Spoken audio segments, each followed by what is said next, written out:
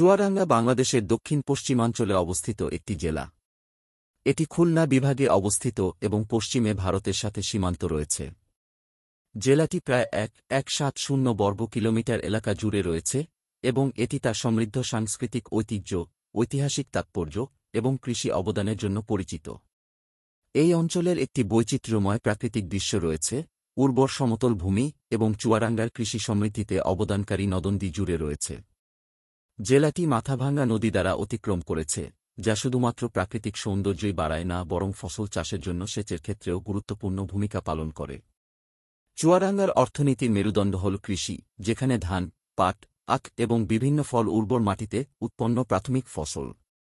জেলার কৃষকরা দেশের কৃষি উৎপাদনে উল্লেখযোগ্য অবদান রাখে। তাঁত বুননের ঐতিহ্যবাহী কুটির শিল্প চুয়াডাঙ্গায় প্রচলিত, যা স্থানীয় মানুষের কারুকার্য প্রদর্শন করে। চুয়াডাঙ্গার ঐতিহ্য, উৎসব ও রীতিনীতির সমন্বয়ে সমৃদ্ধ সাংস্কৃতিক ঐতিহ্য রয়েছে। জেলাটি সারা বছর ধরে বিভিন্ন সাংস্কৃতিক অনুষ্ঠান, মেলা এবং ধর্মীয় উদযাপনের আয়োজন করে। চুয়াডাঙ্গার মানুষ তাদের উষ্ণ আতিথেয়তা এবং সাংস্কৃতিক বৈচিত্র্যের জন্য পরিচিত।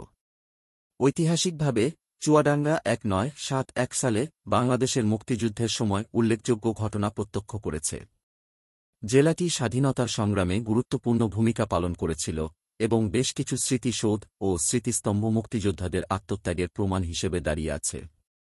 অবকাঠামোগত দিক থেকে, চুয়াডাঙ্গা সাম্প্রতিক বছরগুলিতে শিক্ষা, স্বাস্থ্যসেবা এবং যোগাযোগ নেটওয়ার্কের উন্নতির সাথে উন্নয়ন দেখেছে। জেলাটি সড়ক ও মহাসড়কের নেটওয়ার্কের মাধ্যমে দেশের বাকি অংশের সাথে সংযুক্ত।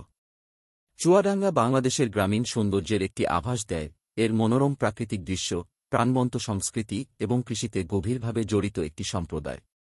জেলাটি ক্রমাগত বৃদ্ধি এবং বিকাশের সাথে সাথে এটি দেশের সাংস্কৃতিক এবং অর্থনৈতিক ট্যাপেস্ট্রির একটি অবিচ্ছেদ্য অংশ হিসাবে রয়ে গেছে।